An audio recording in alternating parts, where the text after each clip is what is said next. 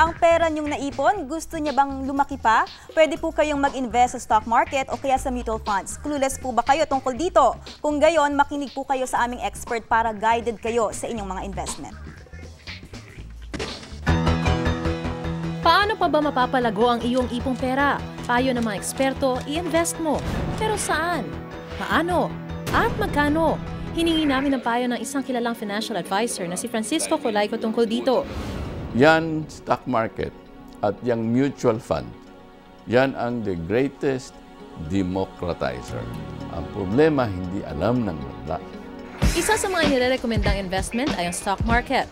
Kaya ang ginagamit na pera sa stock market ay yung perang hindi mo kailangan.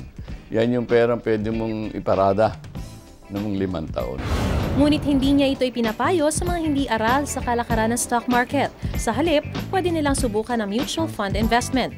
Babakas ka na lang. At yung fund na yan, bilyon ang pera niyan. So kung sila'y naka-invest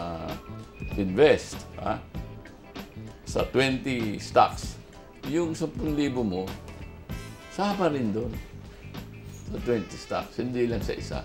5 hanggang 10,000 lang ang kailangan mo para makapagsimula. Ang kakampi natin, time, hindi timing.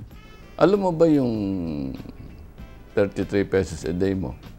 Kung kikita ng 20% yan, walang tigil. In 40 years, alam mo kung magkano pera mo? 97 million. May 3 uri ng mutual fund na pwedeng pasukan. Depende kung gaano ka ka-agresibo mag-invest. May stock fund na inilalagak ang iyong pera sa stocks ng iba't ibang kumpanya. Balanced fund kung saan hinahati ang investment sa stocks at mga bonds o pautang.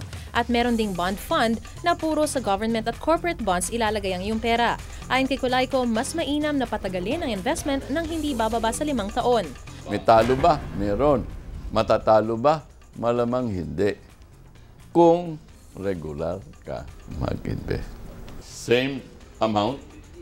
Kung kaya mo buwan-buwan, o every other month, o every year, o kahit na anong gamitin mong batayan, basta't regular. Kung interesado kayong malaman ang mga mutual fund companies, mag-log on sa www.icap.com.ph.